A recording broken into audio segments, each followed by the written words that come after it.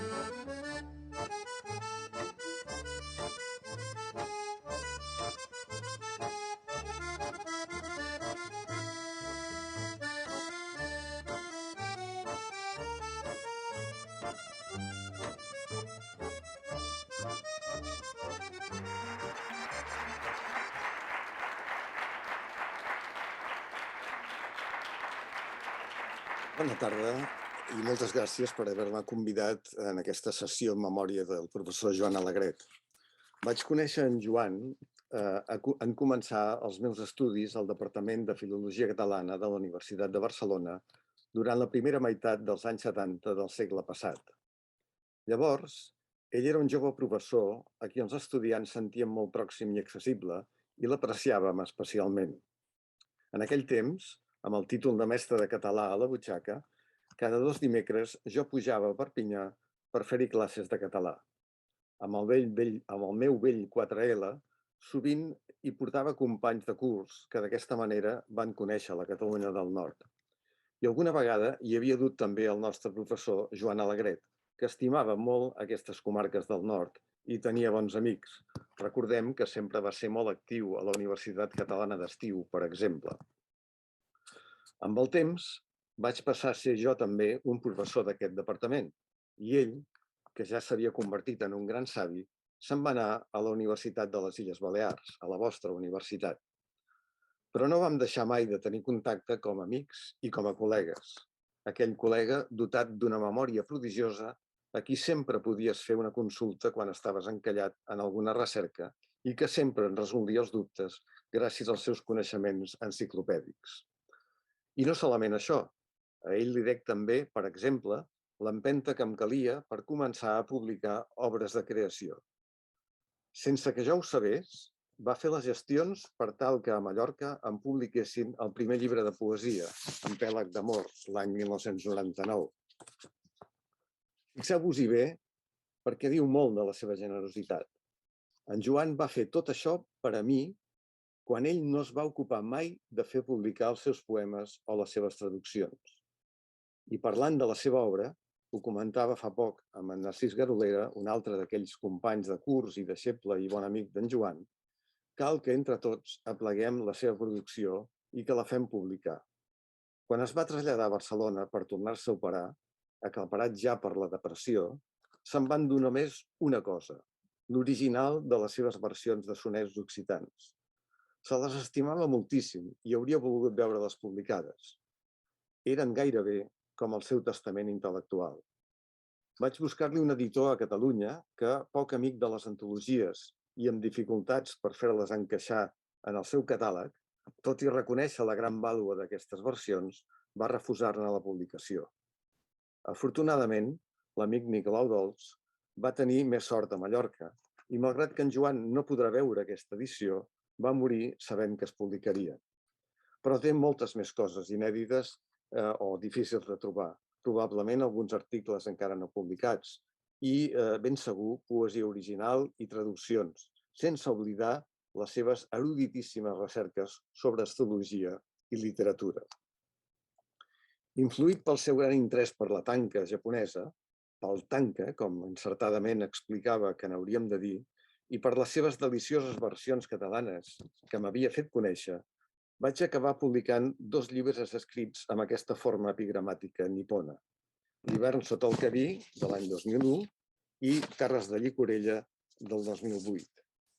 Per al primer, il·lustrat amb aiguades de Salvador Libau, vaig tenir la satisfacció que m'escrivís un prefaci que, com era d'esperar, és una mostra de la seva extraordinària finesa en l'anàlisi poètica i alhora una fonamental història de la tradició dels llibres de tanca il·lustrats en la poesia catalana.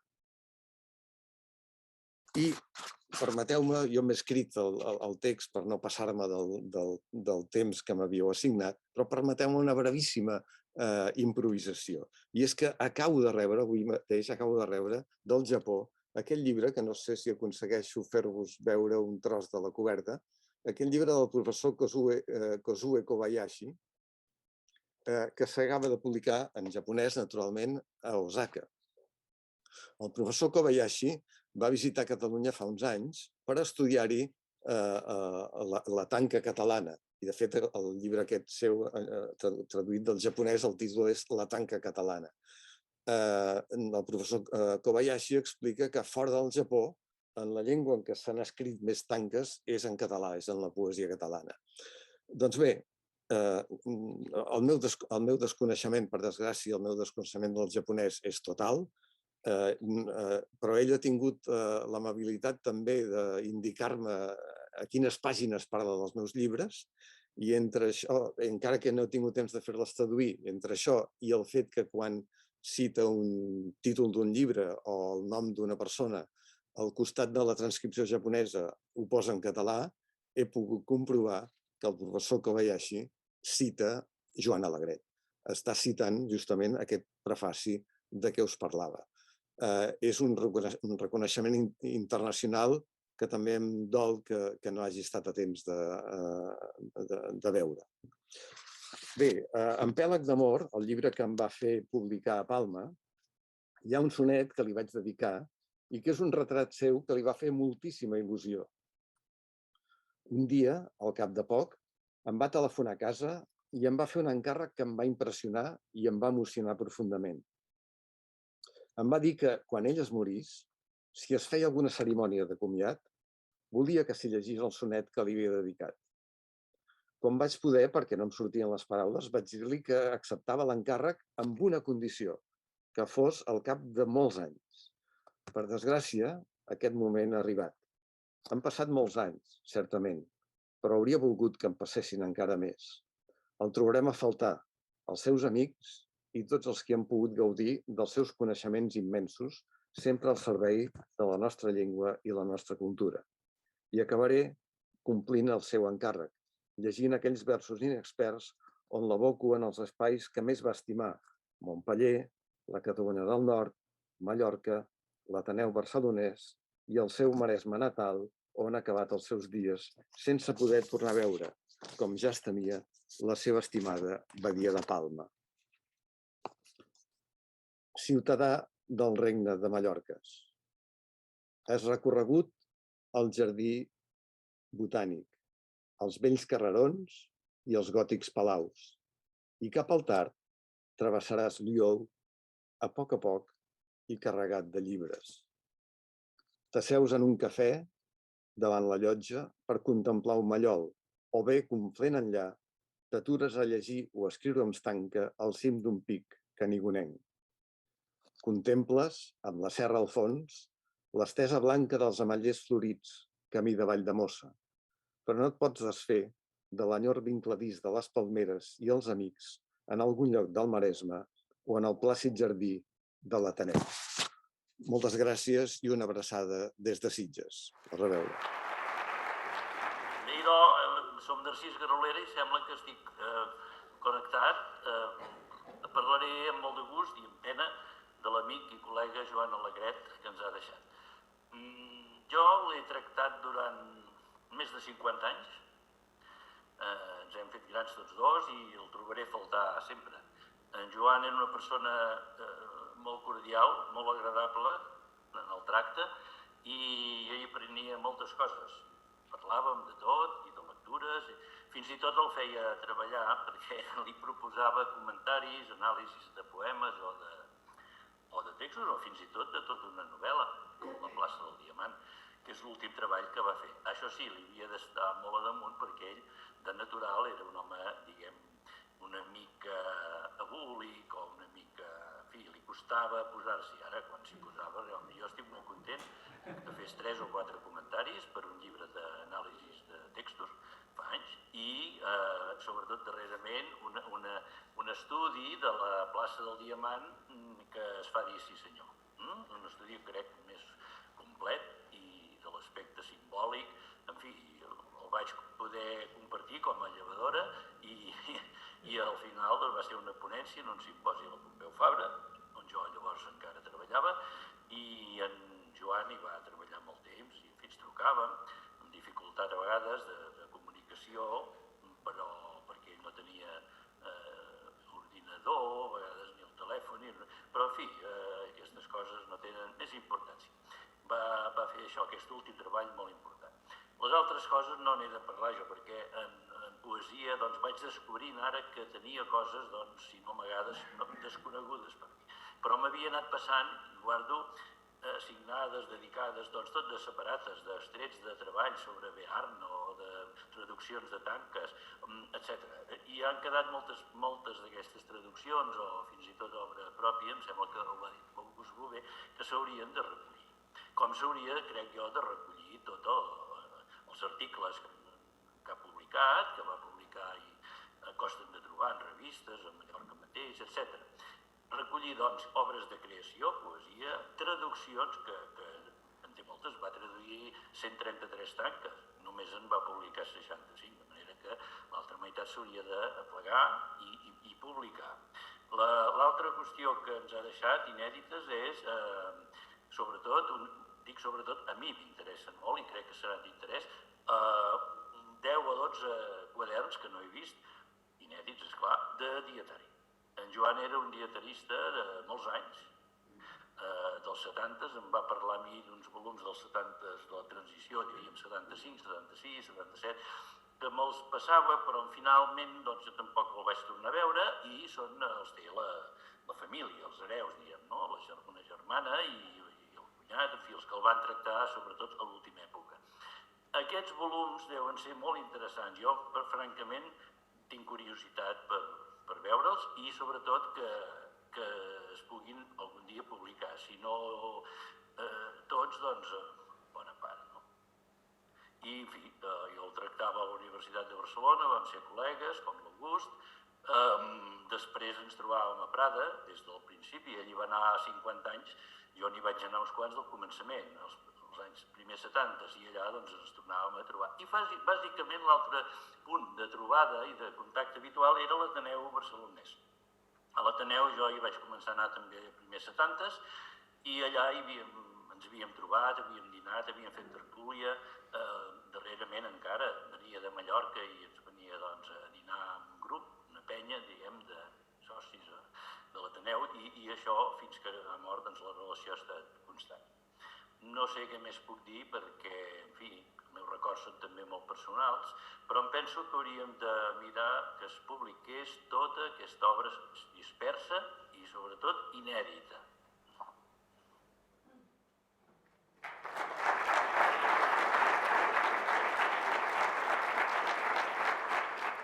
Amb el seu permís, senyor rector, director del departament, secretari del departament, amic del Departament de Filologia Catalana i Lingüística General, amic tots.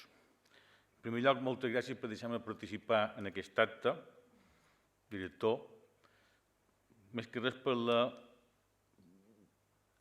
complicitat, no diré amistat, però sí complicitat que vaig tenir sempre amb en Joan Alegret, que va durar molt d'anys. Avui celebra la Santa Mare Església el dia de Sant Joan de la Creu.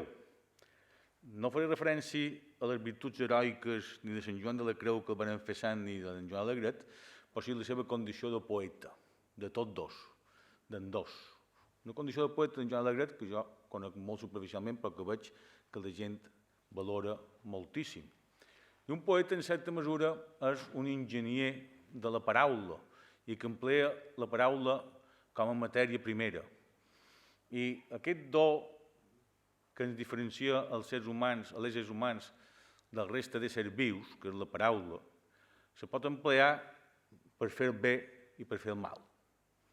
I la presència de tots nosaltres aquí avui és una prova evident de l'opció que va optar vitalment l'amic Joan Alegret, que era, a banda d'altres virtuts, una molt bona persona, un bon home, si me permet, director, amb el sentit matxadià de l'expressió.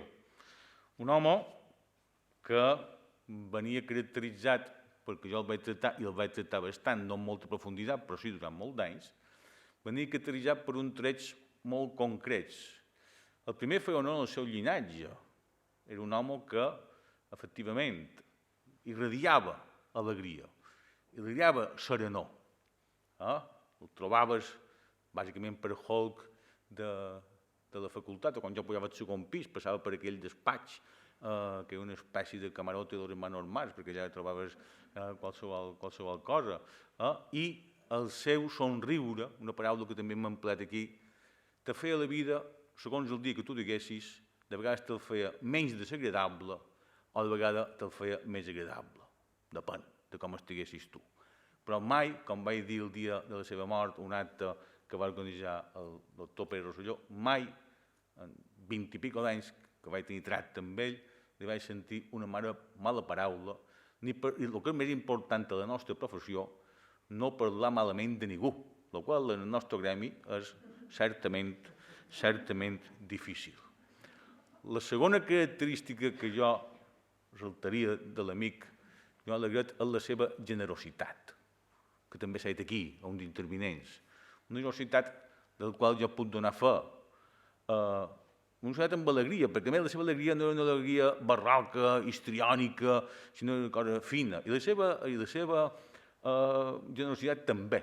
Tenim dues anècdotes, una que prefereixo no contar i l'altra que sí que contaré. Un dia vaig trobar i vaig dir, tu, que també t'has dedicat en el cercle de la decadència i de literatura catalana, li vaig dir, jo estic fent ara un treball que per cert publica el teu cosí, perquè el seu cosí té un editorial. Vaig dir, tinc un treball sobre Montserrat Poch. Montserrat Poch era un bandoler català que va venir al servei del bisbe de Mallorca, perquè el bisbe tenia els seus bandolers que feien feina per ell. I vaig dir, això és molt interessant, me va dir, t'enviaré unes cobles que hi ha a Catalunya sobre Montserrat Poch. Unes cobles, no sé si el director del departament la coneix, però que són bastant desconegudes. L'endemà vaig trobar les cobles de Montserrat Poch en el meu casiller i les tenc en aquelles carpetes que un en farà ús quan pugui. Una generositat que venia acompanyada d'un porte, d'una escenificació molt particular, amb aquelles sandàlies que donava un aire de franciscà clàssic, com jo li deia, i unes converses, i també, a part de l'alegria i la generositat, una capacitat d'anàlisi amb discreció. Sempre me deia l'home, que era molt aficionat a això de l'astrologia, i me deia, clar, tu és que ets un Géminis, i això vol dir que ets molt teatral. Clar, efectivament, és que me coneixeu, segur que tenc un... I tu ets molt teatral i, per tant, tens aquestes coses que te fan un poc histriònic, però ell ho coia amb molta alegria, com sempre havia fet. També parlaven de vegades de la seva família, almenys en jo, de la seva experiència del seu pare als anys 30 i als anys 40, quan ell vivia en el Marem, en aquella situació, en veritat, un poc tràgica per tot el país. El professor Grimalt va dir que recordar que va ser ell a un article que s'ha publicat a la premsa local, que era el darrer savi d'Europa. Si era el darrer savi d'Europa, no ho sé. El que sí són dues coses. A, que era un savi. Això és innegable. I B, que aquesta Europa nostra que es troba cada dia, crec jo, amb una decadència intel·lectual, però també moral, estaria molt millor si pogués comptar en savis tan generosos, tan alegres i amb tanta capacitat d'anàlisi sense fer mal en el gimnaproisme com el doctor Joan Alegret. Moltes gràcies i això que sempre diem, que mai t'oblidarem, tots sabem que és relatiu.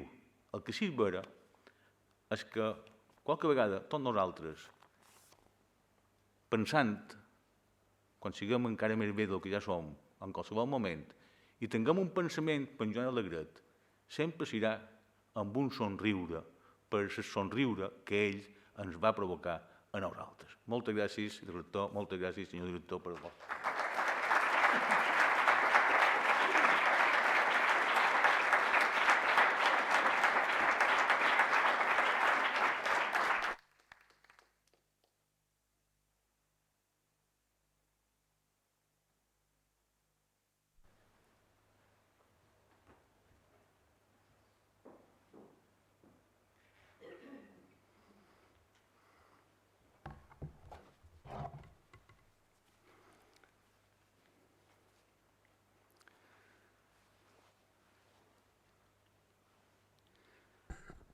Companys i companyes, director de departament, degà, amigues, amics, molt bon vespre a tothom.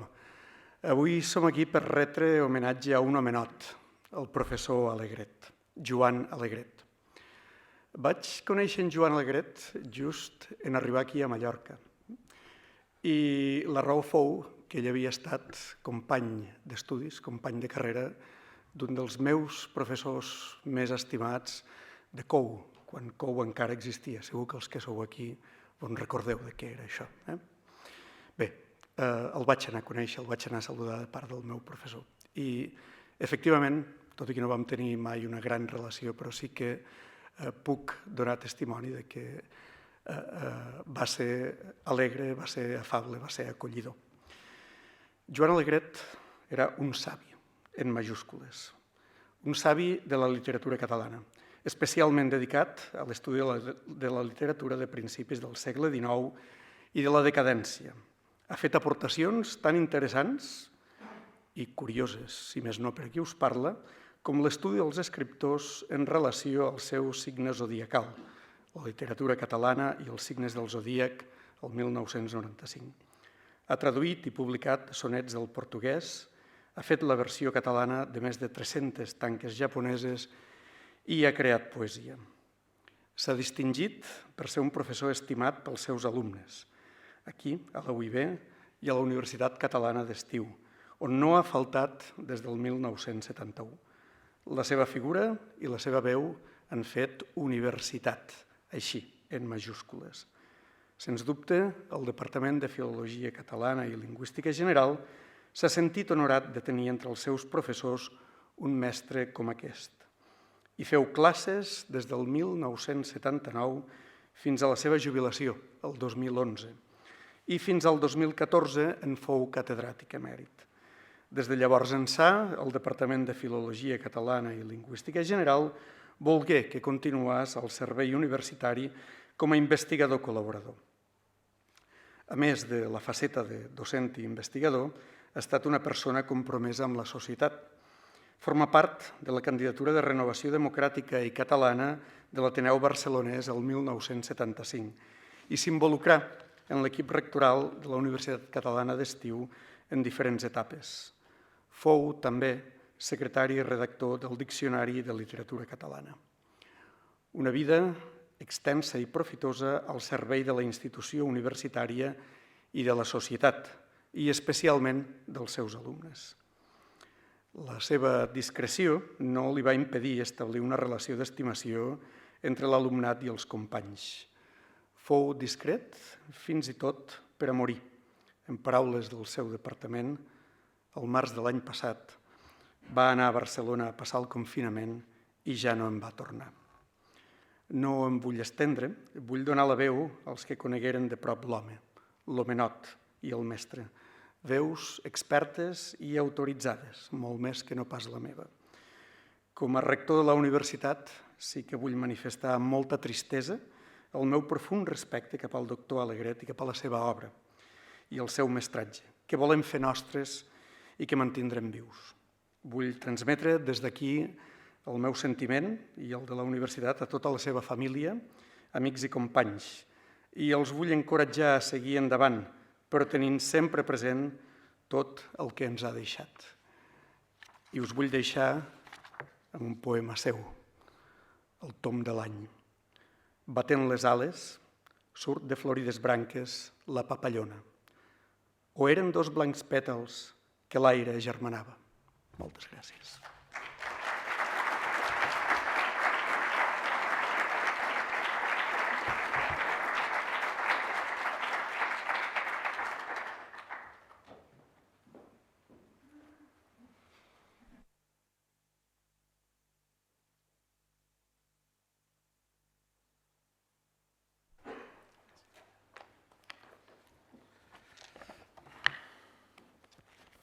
Magnífic rector, senyor Dellà, amics i amigues, tots. Vaig conèixer Joan Alegret poc després que hagués arribat a Mallorca. Venia de la Universitat de Barcelona, on ja era professor de literatura catalana. Havia decidit continuar la seva tasca docent a Palma, cosa que era possible perquè aleshores la nostra Facultat de Lletres era una delegació de la de Barcelona. Devia ser cap al 1979. Jo havia acabat la llicenciatura i volia fer la tesina En aquell moment, en Joan Alegret era l'únic professor de literatura catalana del departament que tenia el grau de doctor i, per tant, era l'únic que me la podia dirigir. Jo volia treballar sobre l'obra de Miquel Àngel Riera. No sé si ell veia del tot clar el tema que havia triat, però ho va acceptar. Amb paciència, llegia els capítols que li duia en persona a la facultat. En aquell temps no existia el correu electrònic i quan n'hi va haver, n'Alegret no l'arribava a emprar mai. Me'ls tornava en correccions i petites observacions escrites a mà. Record que en una ocasió em va assenyalar una interpretació més bé fantasiosa que jo feia d'un episodi d'una de les novel·les de Miquel Àngel Riera. Aquella observació em va fer comprendre el gran rigor que tenia com a investigador de la literatura. El 1980 em vaig matricular al cursos de doctorat. L'oferta de cursos era molt esquifida, aleshores, i només vaig poder cursar una assignatura de literatura catalana. La impartia en Joan Alegret i consistia en una lectura molt minuciosa d'un anàlisi al microscopi de la novel·la Bear o La sala de les nines de Llorenç Villalonga. N'Alegret era un gran coneixedor de l'obra villalonguiana i en la seva immensa cultura sabia interpretar-lo com poques persones ho han fet. El 1974 ja havia publicat 2 articles a la revista Lluch sobre la narrativa breu de Villalonga i més tard va treure uns treballs que encara avui són ben vigents. Els seus comentaris de les novel·les Les Fures i Falses memòries de Salvador Orland i molt especialment l'article sobre les referències històriques de la novel·la Bear, que és imprescindible per comprendre bé la millor obra de l'autor mallorquí. Els anys següents, en Joan Alegret em va dirigir la tesi doctoral. Durant aquells anys en què em va guiar com a director, sobretot vaig aprendre una lliçó de rigor, de precisió i de mètode. N'Alegret també em va fer comprendre la necessitat de redactar el que escrius de la manera més clara possible. Ell no t'imposava un mètode crític. En aquest sentit, era poc inclinat a aplicar a l'estudi de les obres mètodes teòrics predeterminats. En tot cas, el seu mètode era més bé eclèctic. Jo diria que era un positivista, en el sentit que estudiava la literatura amb una atenció centrada en la dada segura, objectiva, fiable. Recopilava i acaparava informacions de tot tipus, no exclusivament literàries. I això precisament li permetia establir relacions i lligams que sempre eren comprovables i al capdavall irrebatibles.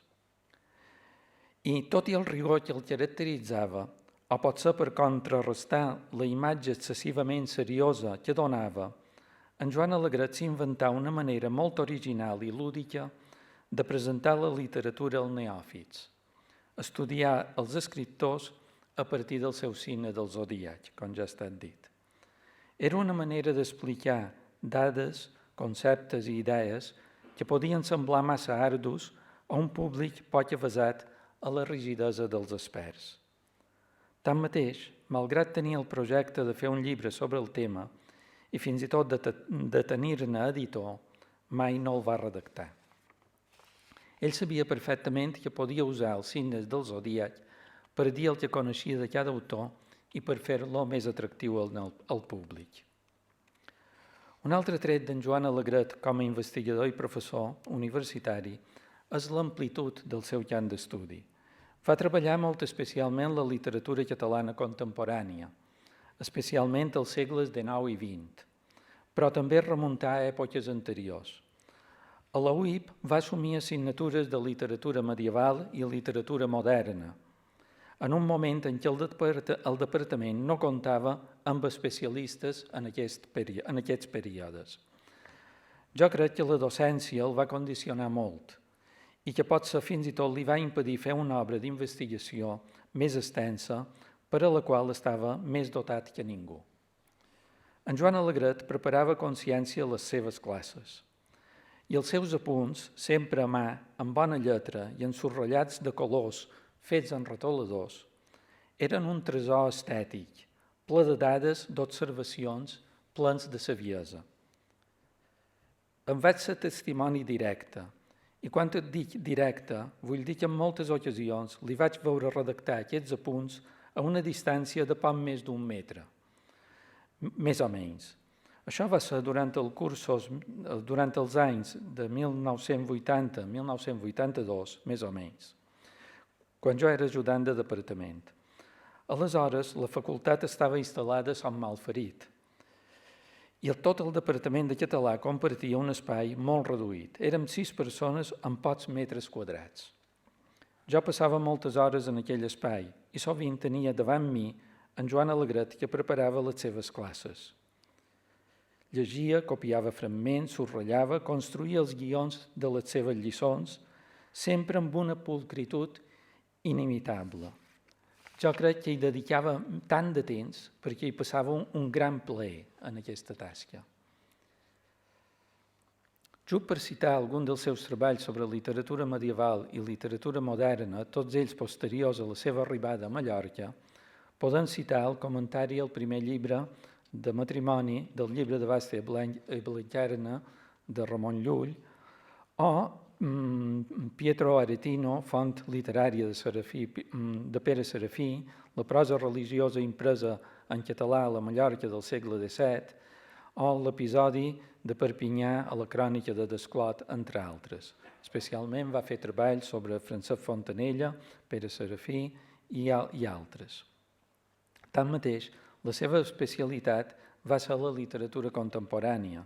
S'havia doctorat l'any 1977 amb una tesi sobre la poesia catalana de l'arxiu de Francesc Renart i Arús, que li havia dirigit el doctor Antoni Comas.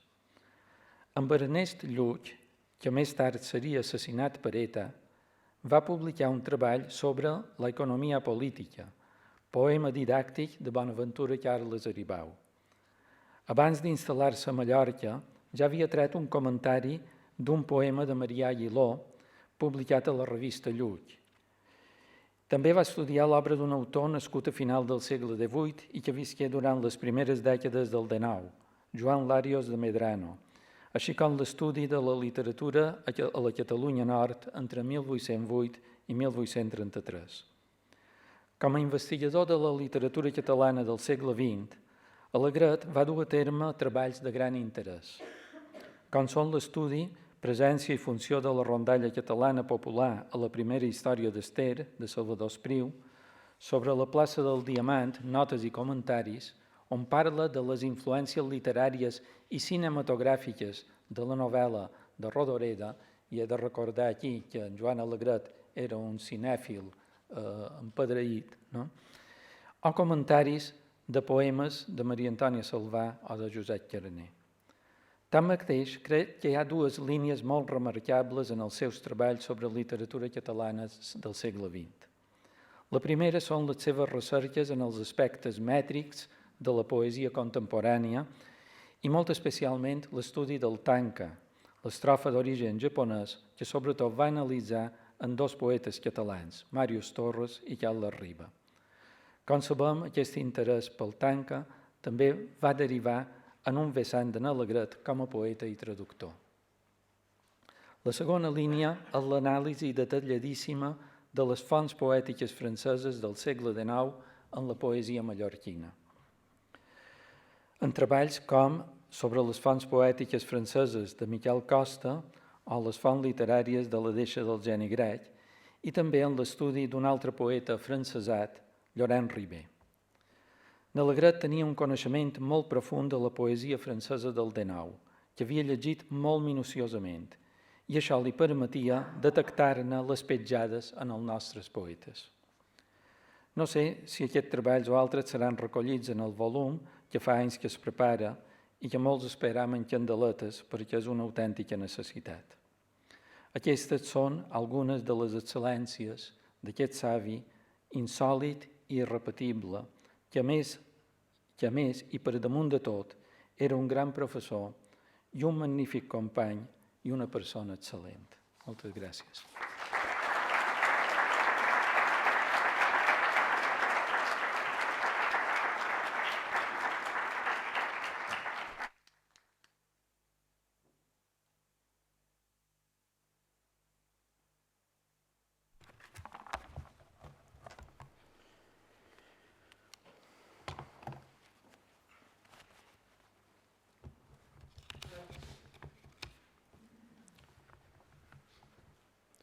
honorables autoritats acadèmiques, amigues i amics. Aquesta història començà per a mi en les classes de Joan Solà sobre llengua catalana del curs 67-68 en una de les aules del pati de lletres de la Universitat de Barcelona. Desgraciadament, no dispost de la memòria sempre consultable d'en Alegret per a saber exactament quin número d'aula era. Un servidor cursava el tercer i quart curs de Filologia Romànica, subsecció hispànica. Encara no hi havia especialitat de Filologia Catalana. Només teníem dues assignatures de català, una llengua que feia en Solà i una literatura que impartia en Antoni Comas. Joan Solà era el segon curs que feia classes. Grassonet, nerviós, ulleres de cul de tassó, disfressat amb uniforme de proletari soviètic. Més endavant esdevingué, per prescripció facultativa d'un endocrinòleg, el Solà vitalista, rampellut, savi, conegut de tothom. El tigre de la sintaxis, li vaig dir en certa ocasió. El dia que vaig conèixer en Alegret, a la classe d'en Solà, em cridà l'atenció la seva timidesa, el seu somriure i la parla calmosa i transcendental sobre la realitat circundant. Tots em miràvem els seus apunts. Ho apuntava tot. En la classe de Badia, quan en Manzano entrava, sempre tard, i deixava la porta oberta, madrilenyament, en Joan, talment un escrivà medieval, posava «Entra en Manzano», en posat displicent, com torero en plaça. I quan en Joan Bausà, anomenat el mossàrab de Petra, feia un badall de fam, a la classe d'en Martí de Riquer, exactament a les 13 hores menys 5 minuts, s'interrompia la nostra cavalcada de rivals cap explorats del darrer banc de l'aula, mentre en Riquer, especialista en trobadors i la matèria de Bretanya, s'espleava en les virtuts de Llançalot i en Joan transcrivia. El mossàrab Petré se'n va, després d'excusar-se, com sempre, dient «A Petra, dinam a la una. Tenc una fam que m'alça. Me'n vaig. Adéu-siau».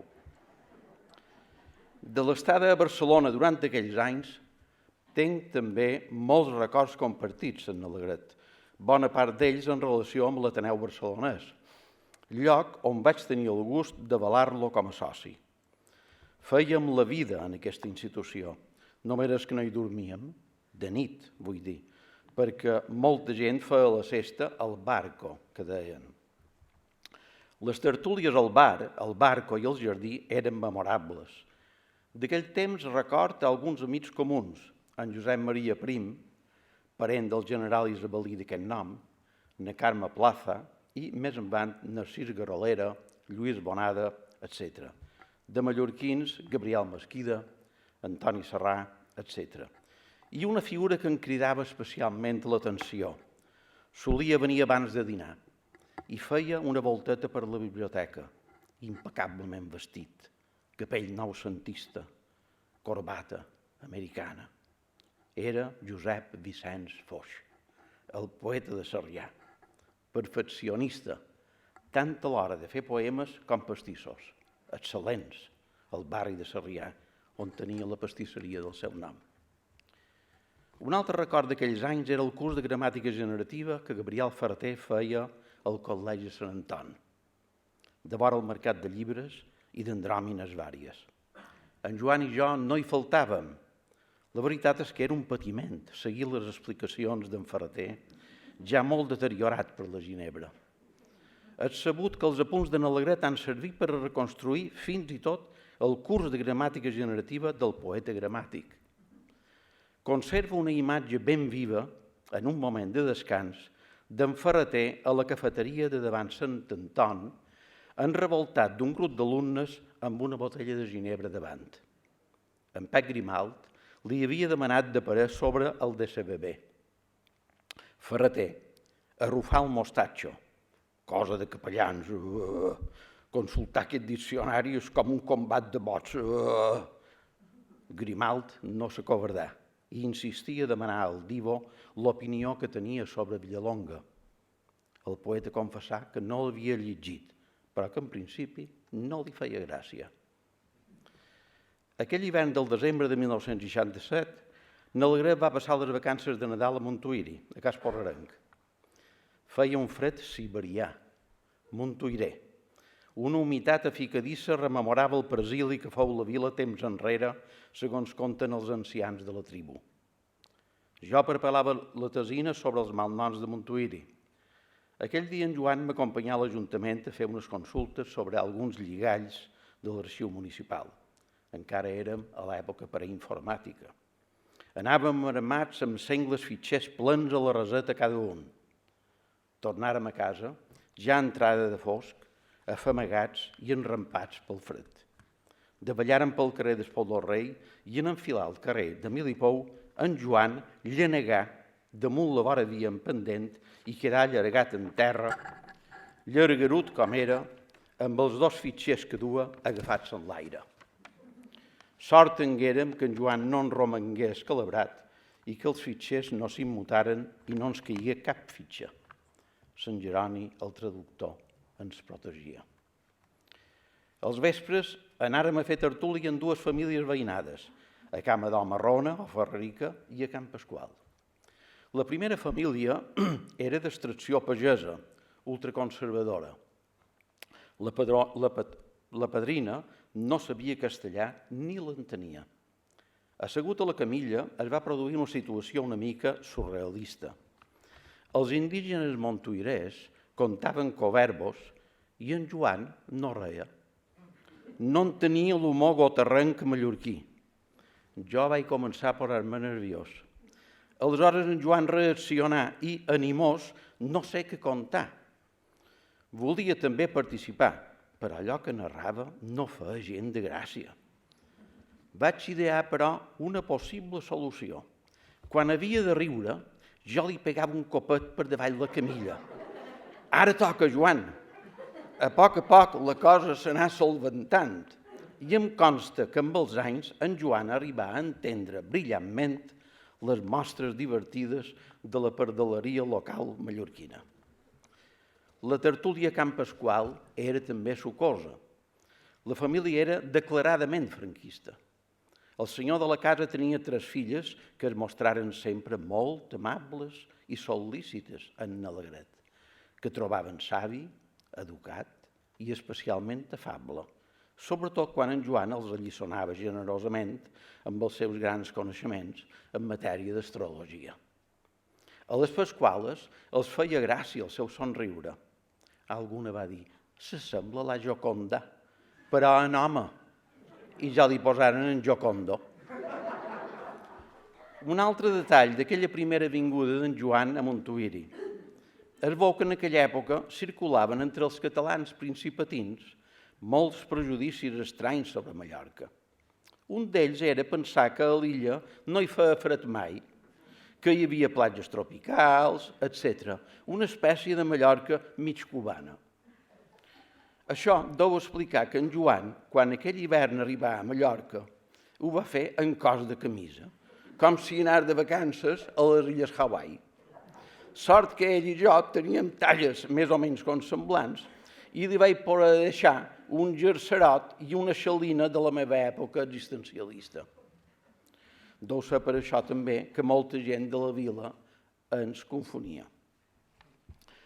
La festa de Cap d'Any de 1967 la passàrem a una sala gran de Cas Porrerenc, l'antro, li dèiem, acompanyats d'una partida d'amigues i d'amics. Hi havien fet construir una foganya i hi teníem uns sofàs de l'any Catapum. La festa fou memorable. En Joan es posà a parlar de les cròniques medievals catalanes i ens va fer observar alguna particularitat antiga encara present en la parla local montuirera, com és ara el més tost transformat en la fonètica local en més toc. Confés que va ser el meu bateig medievalista en matèria d'historiografia catalana. Tothom quedà bocabadat, però després de pegar a les menges i a les begudes guanyà la testosterona i les ganes de créixer, i la música, el twist, el rock, el swing i els ritmes de moda ens embarriolaren fins a la matinada. En Joan, aleshores, era un bon ballarí d'aquests balls, especialment moguts. Devia ser el seu tribut a la gimnàstica artística que continuaria anys més tard en forma de patinatge. En aquesta primera eixida a Mallorca, en Joan i jo visitàrem l'oncle capellà mossèn Joan Sueca i Miralles, ecònom de sa Vileta, gran col·leccionista de llibres i objectes d'art en general. Ell mateix ens contava que tenia 30.000 llibres i opuscles i que havia fet construir a posta la casa on ens rebé per a poder encabir-hi tota la biblioteca i l'arxiu. Ens cridà l'atenció la varietat de llibres que tenia. Al costat d'alguns incunables hi havia manuscrits diversos, com el manuscrit original del Forense de Ciudadanos, de Josep María Cuadrado, juntament amb una col·lecció completa de tebeos Azucena o una multitud de novel·les de Corintellado.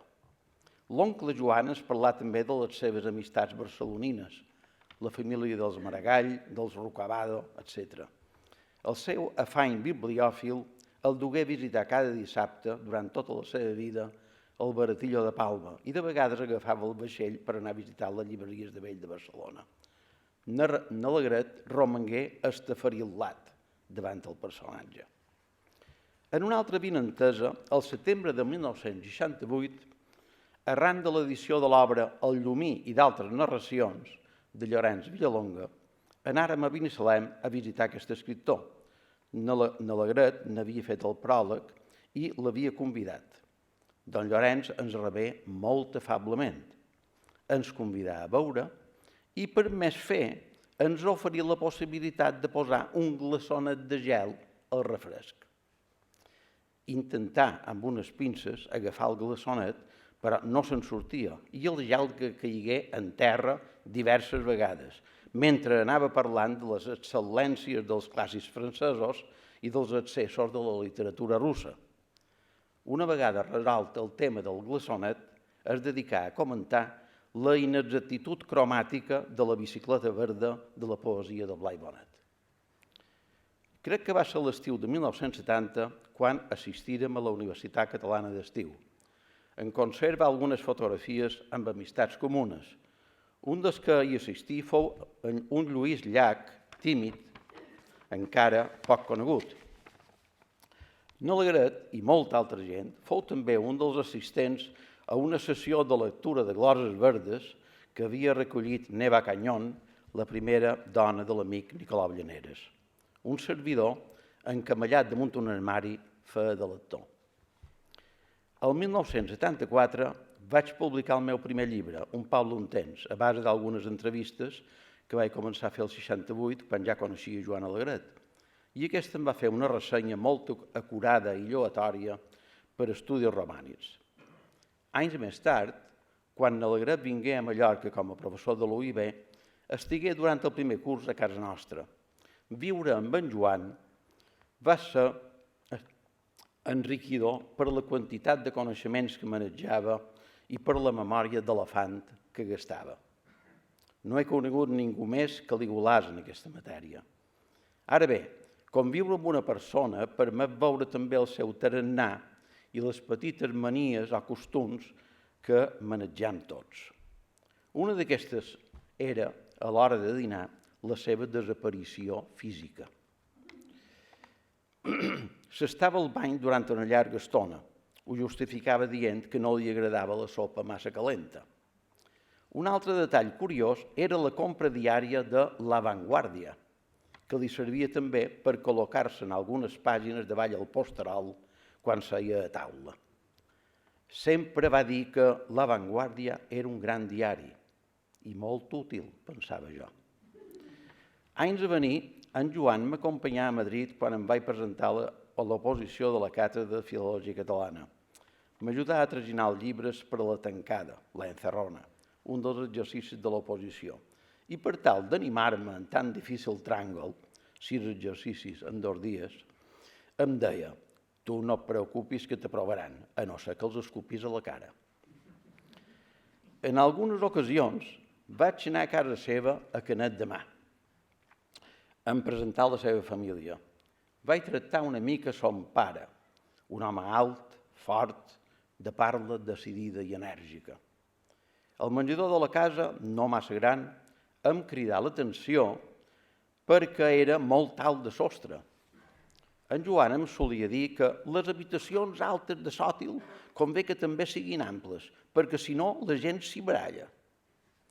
En aquesta primera visita que vaig fer a casa seva, em mostrà una fotografia del seu avi, un gran caçador de porcs senglars.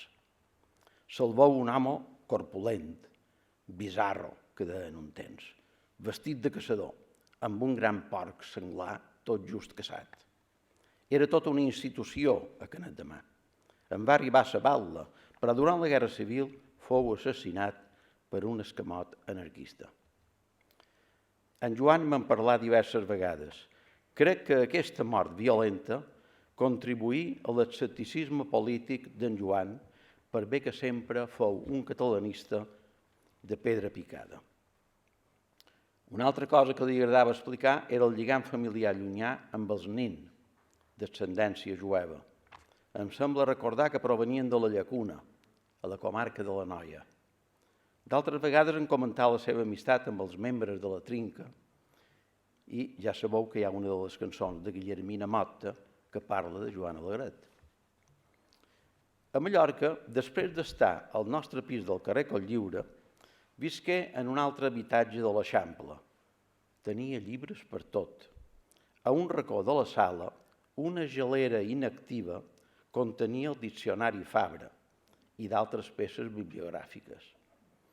Una vegada li entrà un lladregot a casa i diuen que li robà les obres completes de mossèn Costa i Llobera i unes catiusques verdes horroroses que li servien per a circular en dia de pluja. En certa ocasió vaig anar a l'altra casa on habitar, a la part alta de la ciutat. Tenia un gran clivell enmig de la sala d'estar. En veure'l, se'm fou present un record d'infància, una gran sala que surt a la història sagrada, on s'hi celebrava un gran àpat i que tenia també una gran fenedura que acabà amb l'esbocament de l'edifici. En Joan Alegret va ser un personatge certament singular, únic, però crec sincerament que ha estat un professor desaprofitat. Sempre he trobat injusts els comentaris que sentia de vegades sobre les seves classes. Si no mirava els alumnes, que si s'aturaven detalls poc importants, que tenia un tarannà soporífer, etc. Aquesta és una visió superficial i injusta, com aquell mestre que apuntava la lluna i el deixeble es fixava en el pedrastre del dit apuntador. Algú digué que en Alegret era l'única persona que no tenia ordinador. Ni falta que li feia. Tot ell era un ordinador. Però alerta, no solament era un home de memòria fenomenal, sinó una persona d'una gran sensibilitat i un bon escriptor. Les anàlisis que feia d'un poema o d'una narració, sense massa distància entre allò que deia i allò que escrivia, eren un model de prosa per la seva precisió, musicalitat i bon gust, pel seu estil tan particular, sensitiu i alhora intel·lectual. Un estil femení, amb l'amor al detall i a la sensualitat, que a mi particularment ens semblava pròxim a la prosa d'escriptores avui de Montfulla. I no diré res sobre les seves traduccions del portuguès, que en molts casos crec que milloraven l'original. Aquestes són les virtuts i les seves particularitats. I podríem afegir encara la seva modèstia i la seva voluntat de passar desapercebut lluny de les patenes, de la burocràcia administrativa, de la febre informàtica. Fa anys record que un dia em digué: avui, Joanet, som immensament feliços. I per què? Perquè acabo de perdre el DNI. La setmana passada vaig extraviar el passaport, de manera que ara vaig absolutament indocumentat. Quina felicitat! En una altra ocasió tingué una gastroenteritis i ens veiérem negres per a saber on vivia. El seu nom no figurava a cap bústia de l'edifici d'apartaments. es veu que no li havia llegut posar-lo. Tenc una desena de cartes seves des de 1968 al 72. Sempre m'havia dit que seria interessant publicar-les junt a les meves i les de Vicent Pitarch del País Valencià. Podrien constituir una bona imatge de les vivències de 3 joves del maig del 68 en els 3 països catalans. Tanmateix, darrerament, m'havia dit que no n'era partidari, sobretot en els casos de cartes que poguessin incloure dades personals feridores. No sé si després hi haurà escaença per llegir un fragment d'una carta que me va enviar un mes després del maig del 68, en què explica en tota classe de detall fins i tot la gent que hi va assistir al sopar de final de curs i, en fi, les coses que varen passar. Queden encara els anys que va fer classes a l'UIB, l'anada a Pineda per a visitar Joan Coromines, la seva experiència en relació amb la qüestió lingüística i literària. Ell i jo mateix, per exemple, vàrem ser els 2 membres del departament que contribuïrem a l'elaboració de la llei de normalització lingüística de les Illes Balears.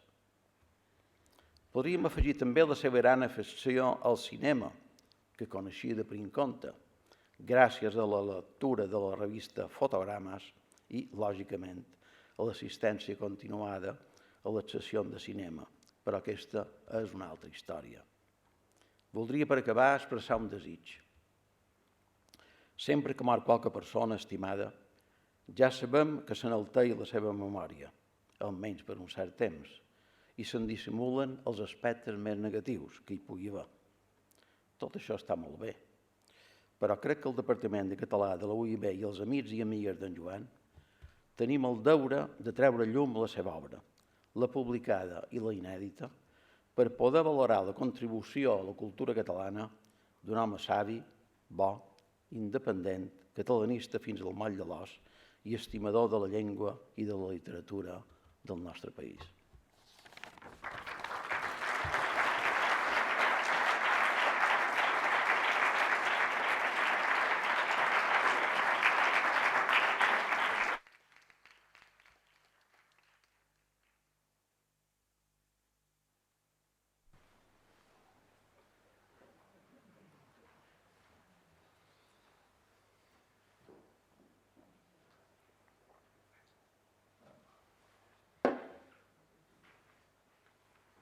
Estimats amics d'en Joan Alegret, bon vespre.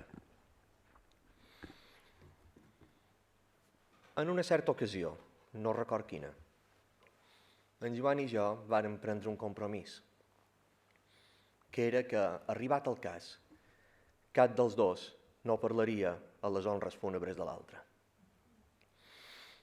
Havíem vist massa excessos verbals tràgicament acompanyats d'insuficiències retòriques.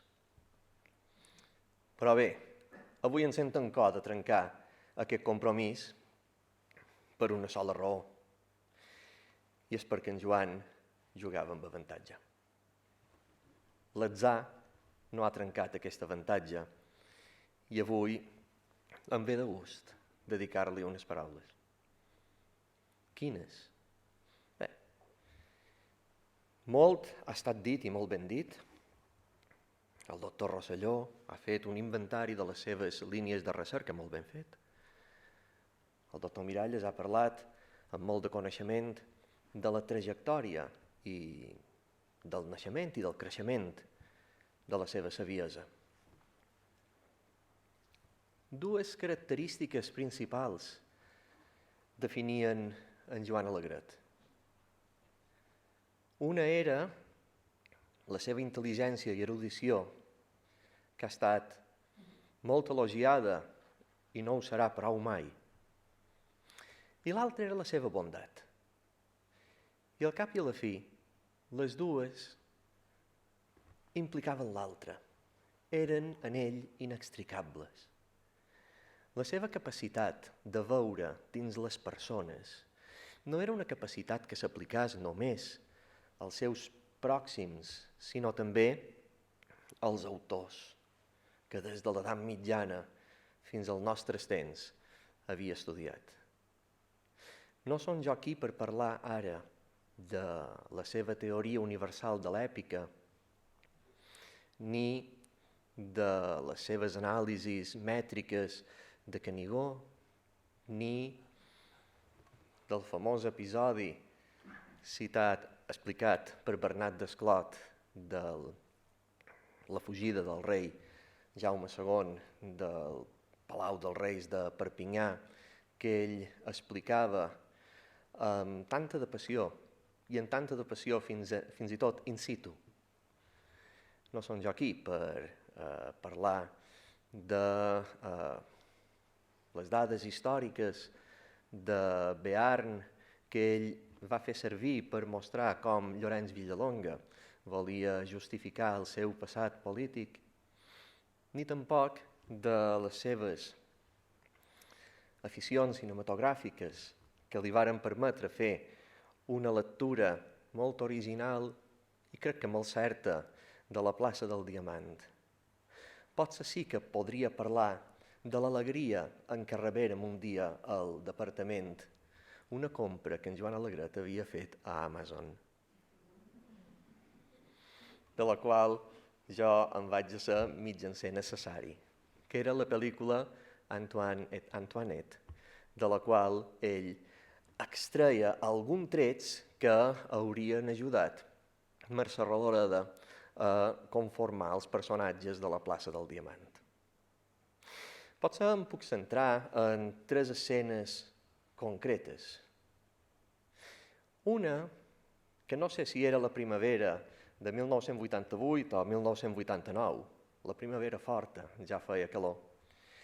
Érem a l'antiga biblioteca del nostre departament, que després varen sacrificar per fer despatxos.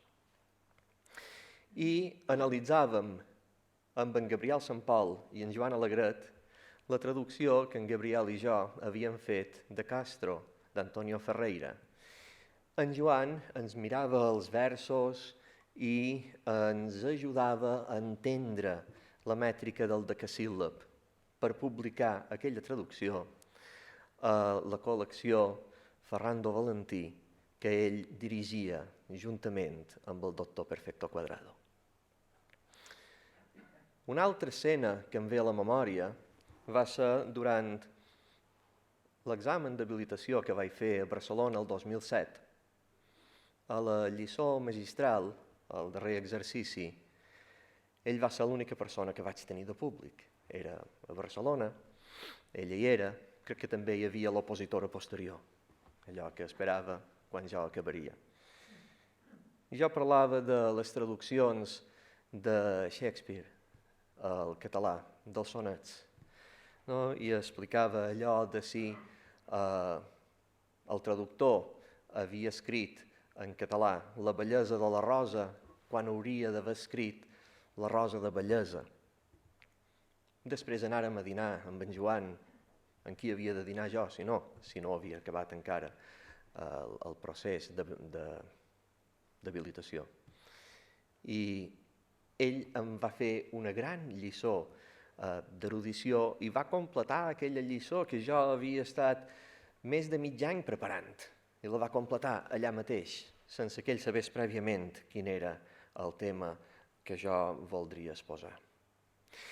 I la darrera escena que voldria dir és del 2016 o 2017, quan just havia publicat jo l'edició del Judes i la primavera de Blai Bonet.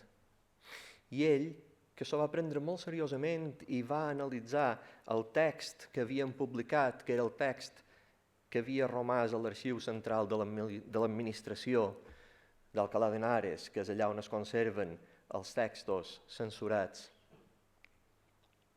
I doncs havíem publicat el text censurat amb informacions noves i jo n'havia fet un epíleg. I ell em va venir amb un altre llibre, això queda encara pendent d'escriure, i em va dir, mira això. I jo ho vaig veure i li vaig dir, et sembla que és això? I em diu, em sembla que és això. Simplement en Joan havia trobat la injustícia que s'havia comès en la lectura de Judes i la primavera, en què molts, i en primer lloc la persona que es volia descarregar de culpes, havia fet veure que el sastre assassí que surt a la novel·la era una figuració de Bernat Vidal, quan Alegret em va mostrar perfectament la prova irrefutable que això no era així.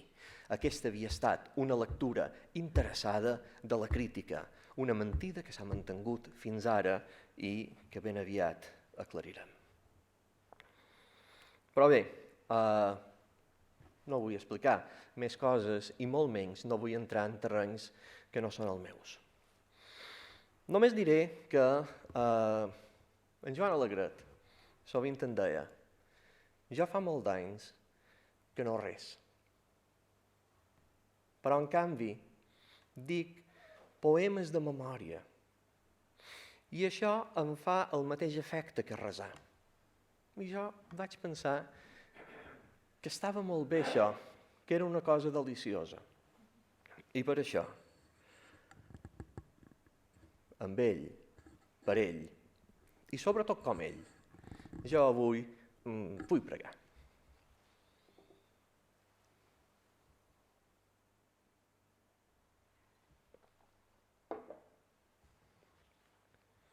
Mon cor estima un arbre, més vell que l'olivera, més poderós que el roure, més verd que el taronger. Conserva de ses fulles l'eterna primavera i lluita en les ventades que tupen la ribera com un gegant guerrer. No guaita per ses fulles la flor enamorada, no va la fontanella ses ombres a besar. Més Déu ungir d'aroma sa testa consagrada i li donà per trona l'escarpa serralada, per font la immensa mà. Quan lluny damunt les ones reneix la llum divina, no canta per ses branques l'ocell que encativam. El crit sublim escolta de l'àguila marina i del voltor qui passa sent l'ala gegantina remoure son fullam. Del llim d'aquesta terra sa vida no sustenta. Revincla per les roques sa poderosa arrel. Té pluges i rosades i vents i llum ardenta. I com un vell profeta rep vida i s'alimenta de les amors del cel. Arbre sublim, del geni n'és ell la viva imatge, domina les muntanyes i aguaita l'infinit. Per ell la terra és dura, més besa son ramatge el cel que l'enamora i té el llamp i l'oratge per glòria i per delit. O sí que quan a llaura bramulen les ventades i sembla entre l'escuma que tombi el seu penyal, llavors ell riu i canta més fort que les onades i vencedor espolsa damunt les nuvolades sa cavallera real. Arbre, mon cor t'enveja, sobre la terra impura, com a penyora santa duré jo el teu record. Lluitar constant i vèncer, regnar sobre l'altura i alimentar-se i viure de cel i de llum pura. O vida, o noble sort. Amunt, ànima forta, traspassa la boirada i arrela dins l'altura com l'arbre dels penyals. Veuràs caure tes plantes, la mar del món irada, i tes cançons tranquil·les aniran per la ventada, com l'au dels temporals.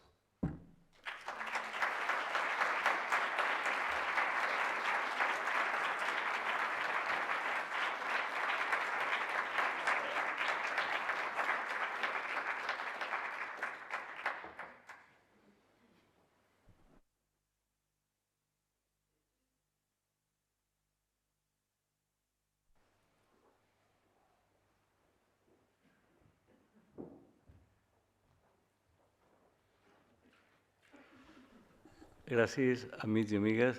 És difícil parlar després del Pi de Formentor I és difícil parlar també perquè ha parlat gent que va tenir una relació molt estreta amb Joan Alegret, que el va conèixer molt, que coneix molt tota la seva carrera acadèmica i personal, fins i tot professional. Jo, si algun sentit té que sigui aquí, és donar una imatge, la imatge que van tenir els seus alumnes, alguns dels seus alumnes, i com a tals tres alumnes hem estat convocats. Quan va morir Joan Alegret, un dia després, 2 dies després, algú va cridar per telèfon que havia d'escriure un article a la premsa i que també volia aquesta mateixa cosa, l'opinió d'antics alumnes. I jo la primera paraula que em va venir al cap va ser la paraula que després el periodista, Pere Antoni, va posar com a títol en aquell article, que és la paraula de la bonomia, que és una paraula que curiosament, que avui que han sortit tantes frases per descriure Joan Alegret no ha sortit. La bonomia per mi té alguna cosa d'afabilitat, d'amabilitat, d'afecte, però és una amabilitat o un efecte discret, no és expansiu. En Joan Alegret no era un caràcter expansiu, però aquesta manera de ser amable, de ser proper i de ser de manera un pèl tímida, una mica discreta, allò volia dir jo amb la paraula bonomia, i crec que la paraula bonomia també hi ha un altre component que també algú ha esmentat, que és el component de bondat. Bonomia jo crec que té aquests aspectes i crec que era una personalitat bonomiosa i crec que així la recordam als alumnes. Perquè una altra cosa que jo he fet és, com que jo compartia promoció amb tot un grup de gent que el varen tenir professor i el vàrem estimar, és demanar als altres quina imatge en tenia, quina imatge podia transmetre.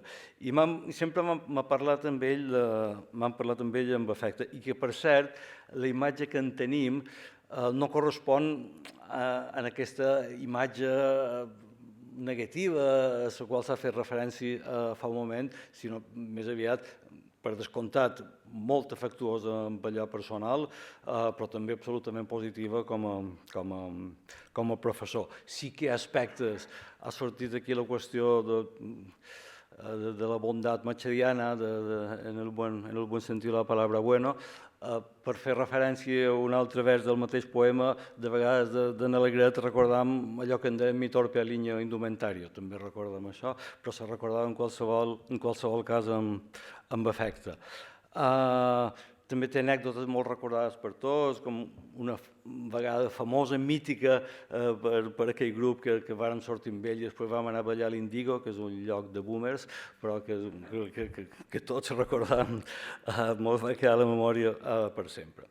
En qualsevol cas, com a professor, perquè aquí s'ha parlat molt de la seva carrera acadèmica, jo el vaig tenir 2 assignatures, una que era de narrativa catalana, que era de 5è de carrera, i una que era literatura catalana medieval. I una cosa que jo destacaria com a professor, ara semblarà que dic una obvietat, però és una obvietat més important del que sembla, és que feia llegir molt. Nosaltres estàvem acostumats en aquelles assignatures de literatura que per trimestre tenien 3 lectures, una cosa així. Aleshores el varen tenir ell i ens feia aquesta assignatura de narrativa catalana de 9 i 20. I era un ritme de lectures que van Narcís Oller, Prudenci Bertrana, Víctor Català, Raimon Caselles, després del començament del segle XX. Vull dir, va ser un ritme intensiu de lectures. Jo crec que, en canvi, no era especialment un professor de memoritzar dades d'història de la literatura, la seva idea que transmetia era que allò important de la literatura era llegir-la. I l'altra assignatura que vam fer amb ell, que jo vaig tenir amb ell i alguns dels que som aquí, era literatura medieval.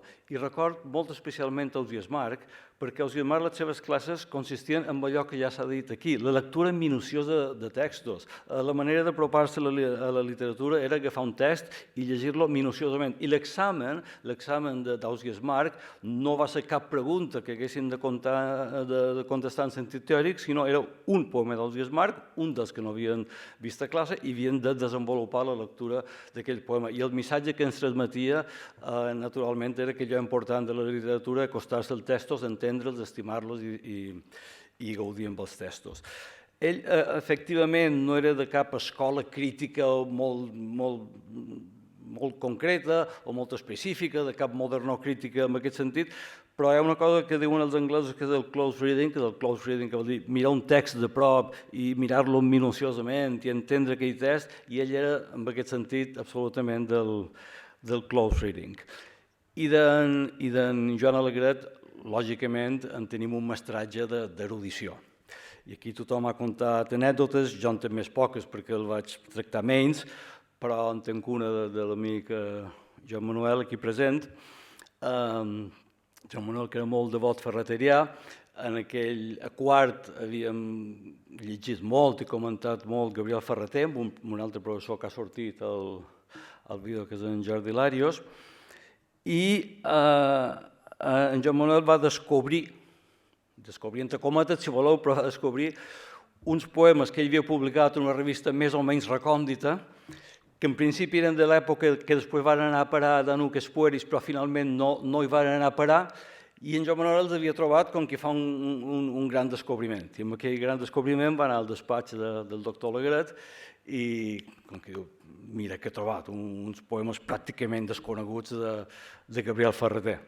Aleshores en Joan Alegret li va dir, baixa'm aquell llibre, li va baixar un llibre de prestatge, era una edició del Danuques Pueri, li va obrir i estaven fotocopiats aquells poemes. Una persona que ho tenia absolutament tot controlat. I allò també era un mestratge. De les obres de crítica se n'han esmentades moltes. Jo n'hi ha una que m'agradaria esmentar perquè aquí tothom ha contat una mica de vivència personal i jo amb el propi Joan Manuel, amb el Gabriel de la Santíssima Trinitat, que parlarà, som editors d'una revista electrònica que potser alguns coneixeu, que varen fer un número 0 dedicat precisament a Gabriel Ferreter, i Joan Alegret va escriure un article que era una lectura del poema Esparver. I aquesta lectura del poema Esparver era un exemple perfecte d'aquest close reading minuciós, en què, a més, cada afirmació té el suport, està contrastada en fonts diverses i, a més, està feta amb intel·ligència. I en aquell número sobre Ferreter hi varen convocar, hi varen tenir l'amabilitat de participar-ho, les màximes autoritats ferreterianes del moment. Bé, i doncs, com que això és una revista online i això ho poden controlar, l'article més visitat, l'article més descarregat, l'article més llegit és aquella lectura de Ferreter. Ho dic perquè potser ha fet la impressió que té una obra acadèmica molt erudita, molt de cosa minuciosa, però té una obra acadèmica també d'intel·ligència lectora molt important. I, de fet, l'altre dia estava amb un altre especialista ferreterià màxim, que és en Jordi Cornudella, que em deia que aquell article sobre Esparver és de les millors coses que s'han escrit sobre Ferreter, les millors lectures que s'han fet sobre Ferreter. Bé, jo poca cosa més. Jo no sé si resava o no, sembla que resava poc per lo que diu. Jo crec que de vegades penso que el que voldríem ser després de morts, per jo queda sintetitzat molt en 5 versos de Carnera, el seu poema Dedicació, que és un poema centrat en la figura de Moisès, que és com un monòleg que fa Moisès, i jo crec que Joan Alegret serà perfectament, o complirà perfectament aquest desig expressat per Carner a través de la veu del profeta veterotestamentari. Acaba amb aquests 5 versos. I aqueixa sort em sigui dada. Passat el viure que ens consum, enllà de pols... I aqueixa sort em sigui dada. Passat el viure que en consum, enllà de pols abandonada, a sent millor diada, guspira anònima de llum. Gràcies.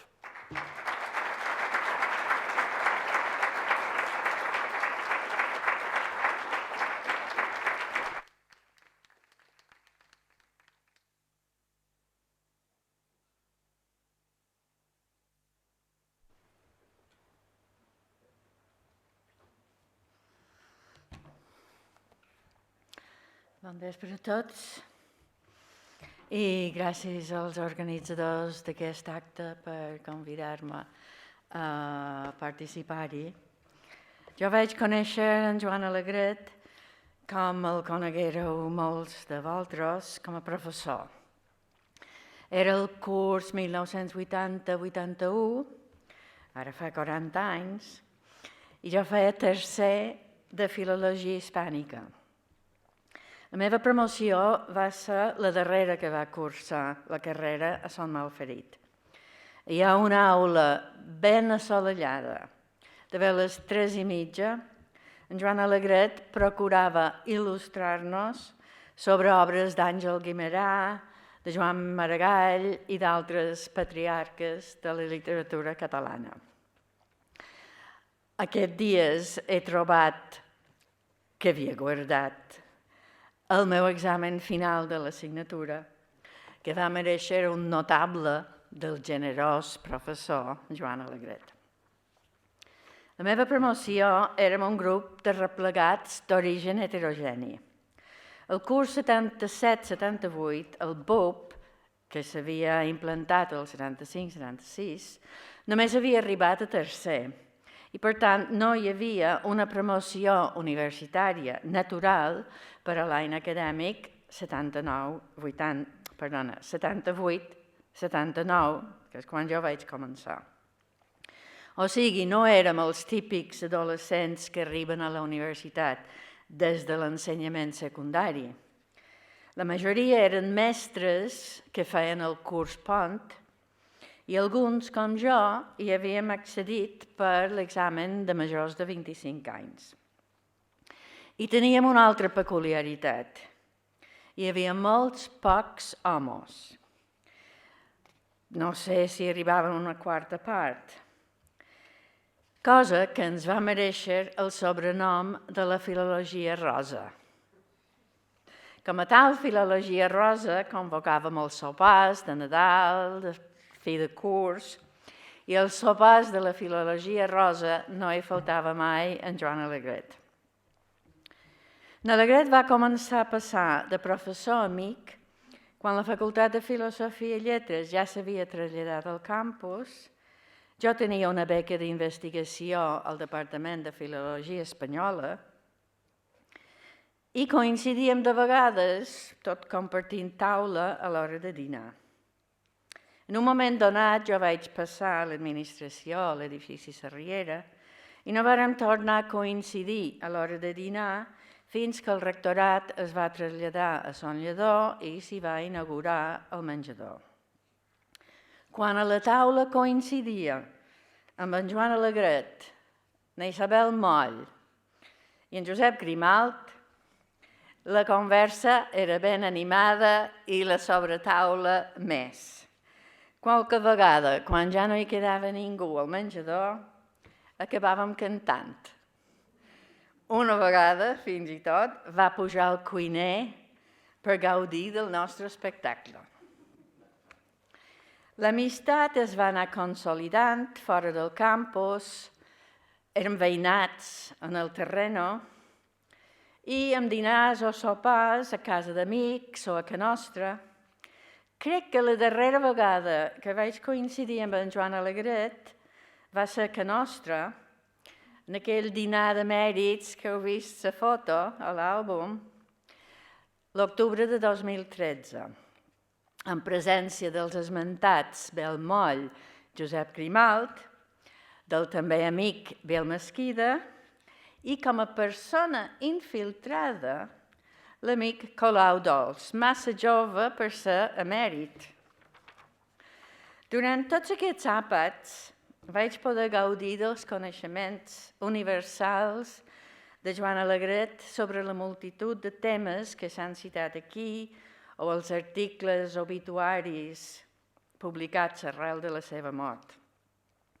Però va ser després d'un sopar de la filologia rosa que vaig poder gaudir d'un aspecte desconegut del professor, astròleg, poeta, cinèfil, amic.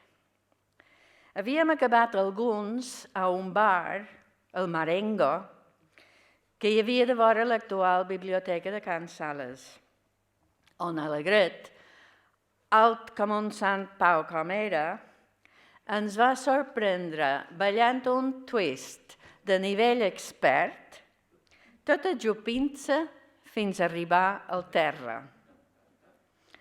Així que, si mai ballau un twist, pensau a dedicar-li a Joan Alegret. Gràcies.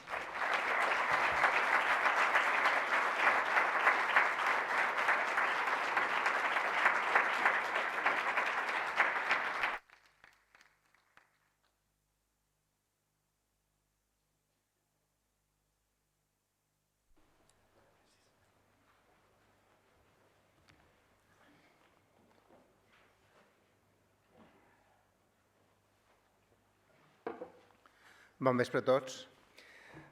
En una conferència del doctor Alegret dins un seminari el va presentar en Nicolau Dols i el va presentar de la millor manera, o d'una de les millors maneres que se podia presentar acadèmicament, que era especialista en literatura catalana i universal de totes les èpoques i de tots els gèneres.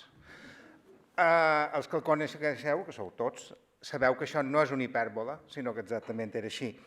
I això ja ho vam poder comprovar abans de tenir-lo com a professor, perquè quan la nostra promoció feia primer, ell no el van tenir fins a segon, va fer la conferència inaugural dels Íneps Odíacs i la literatura catalana, que després es va convertir en la literatura universal, però va començar com a literatura catalana.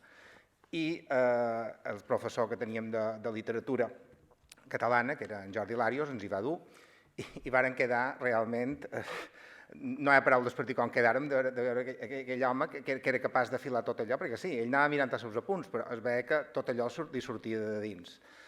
I després, ja quan el tinguérem a classe, primer a literatura catalana, allò que en aquell moment es deia decadència, ara li diuen literatura moderna, decadència i renaixença, i després a tercer a medieval, encara ho vam poder comprovar més. Allò que quan ens comentava les cròniques, no ens parlava només de les cròniques catalanes, les comparava, les de Fernau López, les comparava les de Froissart, però no les comparava simplement fent una petita referència.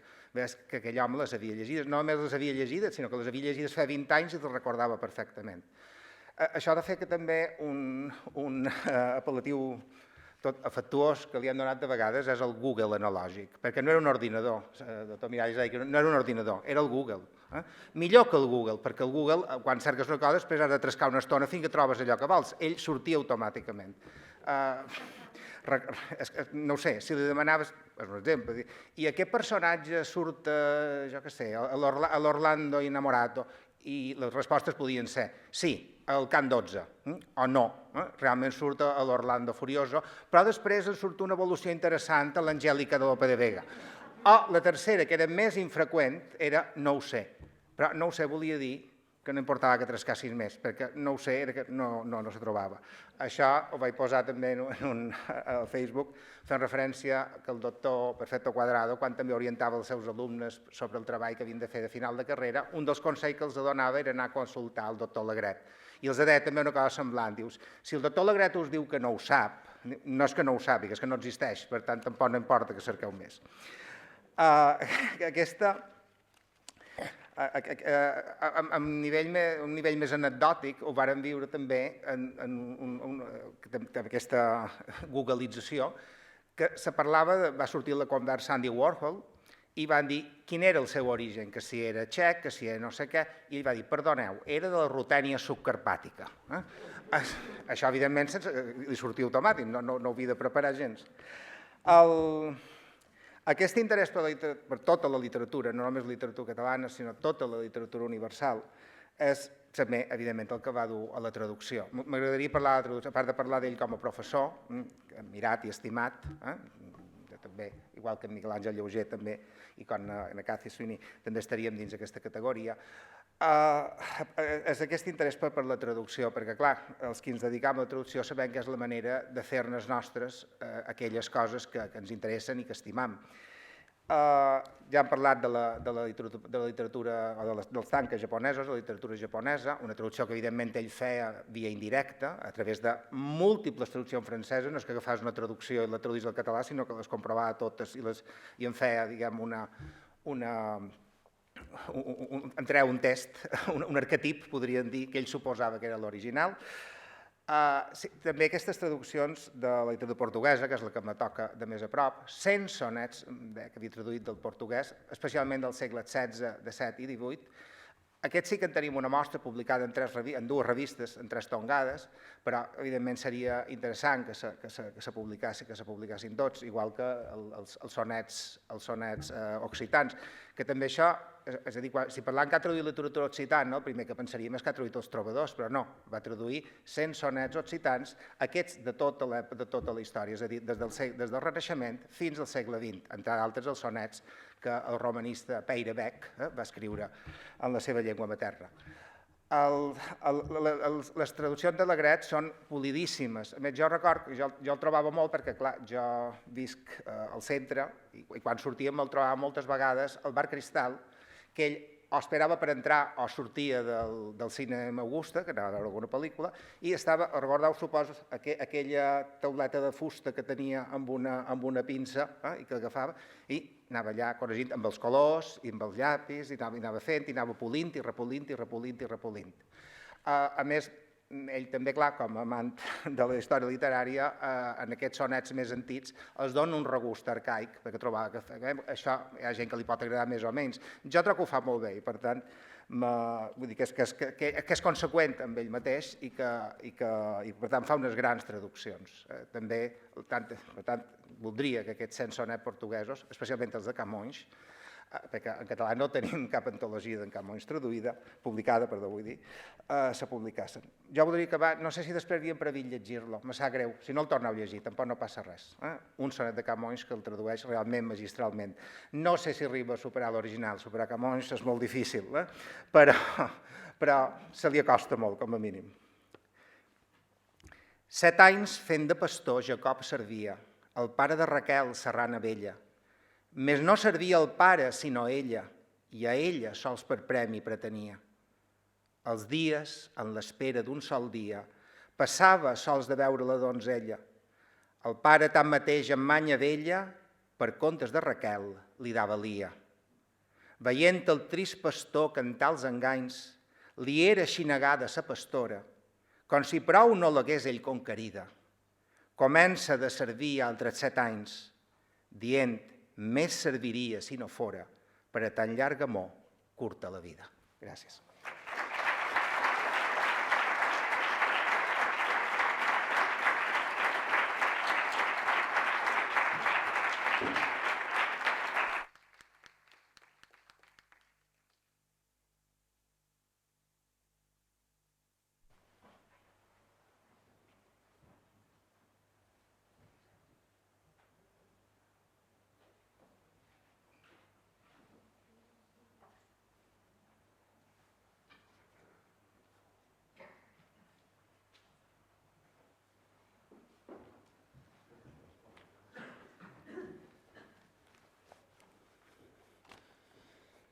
Com la nevada que cau damunt els cedres, sense aturar-se, el record em puny sempre de la nit que vinguero.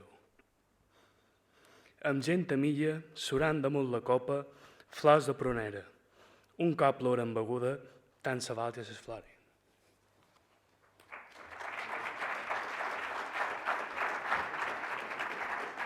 Ai, perdó, em sap greu.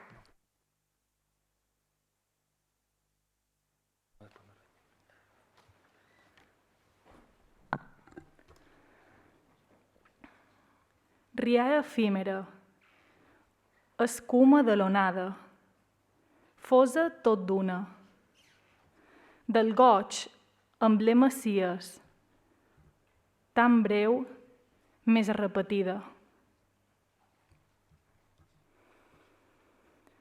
Llum abrilenca, foguera blava immensa, el cel crepita. Del tot es consumiren els núvols i les boires.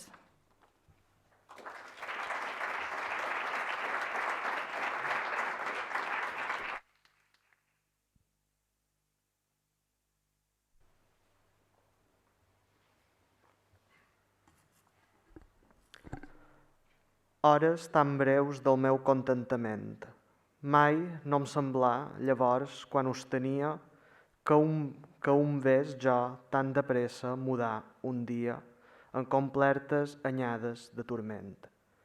Els meus castells, fonamentats al vent, el vent me'ls va llevar, que els sostenia. Del mal que me'n restà, qui en culparia, si jo, en lloc va, prenia fonament? Amor, amb falses mostres, apareix. Tot ho aconseguirà, tot ho assegura, i prest en el millor desapareix. Oh, quin gran dany, oh, quina desventura, que per un bé migrat que tost fineix, hom aventuri un bé que sempre dura.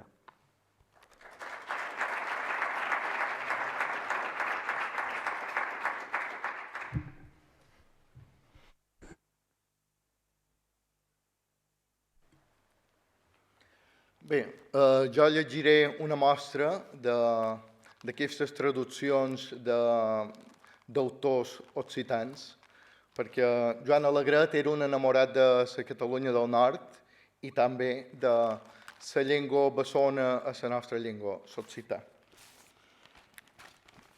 Bé, el primer és d'un autor provençal, Enric Espiet, i és l'amor, el llom que em veig, l'orgull i l'amistat, perdoneu, l'amor, el llom que nuig, l'orgull i l'amistat, com una ona sense fi, contrabat amb ma vida, han malmès el meu hort, m'han emmudit la crida, i dins la meva carn, sé els verms que m'han nafrat. Ells parlen de raó, parlen de veritat, de plom angelical, ells s'atrepa l'han vestida, però del seu foc cel, del seu fosc cel, cau pluja maleïda, i un llamp que a Satanàs ben segur que han robat. Més tant s'aval el corps i les tramuntanades i els marons successius que arriben ja al cimall, dels merlets de moment que a melan desguarnida, dret dins el vent ferotge, a boc d'altres ratxades que el glavi del matí li agusen el tall, i serà beneïda car jo en som prenys la vida. Bé, d'un autor gascó, Bernat Manciet, més que la prima, més que el bon temps, l'hivern quan glaça, que encalenteix una fosquedat, més que a febrer, la feredat, que la noiesa em feia llaça, més que els 20 anys som fremiment, i més la fam que no la por, i la vella xera que el forment, i més la nit que no l'albora, més que no pas l'aspra fosqueada, el deixament dins la ventada, i de tamanca el despoblat. I tu, dins la mort que en sopla pluja, més que del mar el temps que el mat, jo t'am, i més que tu, la pluja. I ara, per acabar, el gran humanista Robert Lafont, provençal de Nimes.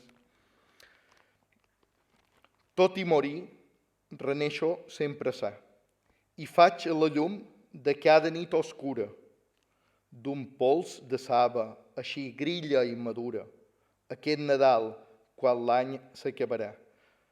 Tot i esperar, l'espera et sempre em va, lliurat a la volença de natura. Frany de braveig i de banal ruptura, me'n vaig a Llion, tothom després vindrà. Més expectant a l'hora que desllaça, aguaito el cigne lluny de la creuera, on toparà el camí la gran ventada. El cercle serveix, entreguerrera, l'eternitat per la porta badada, com entre el vent mestral dintre la jassa. Bé, per tu, Joan Alegret.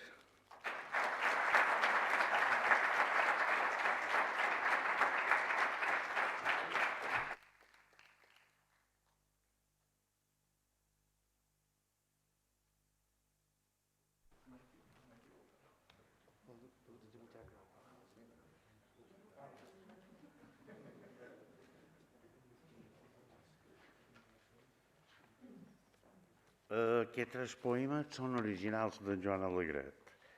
De sobte s'obre alguna cosa fonda al teu dintre. Quin esglai, estimbar-t'hi, molta avall, sense atura. Més i més passen cap al cantó de l'ombra tants dels qui estimes, que et criden o t'empenyen a fer més caminada.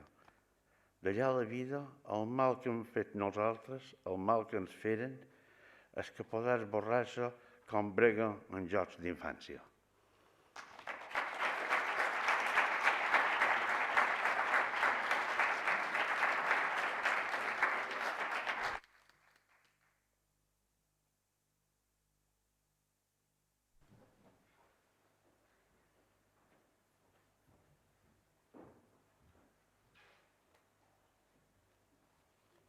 Bé, moltes gràcies per haver assistit a aquest acte que ha estat tanmateix ben alegretià. Hi ha hagut problemes amb la connexió, que és una cosa que se diu molt amb el tarannà que tenia en Joan. Moltes gràcies a tots per haver vingut aquí a recordar en Joan, a sentir les seves traduccions, a sentir els seus poemes i fins sempre.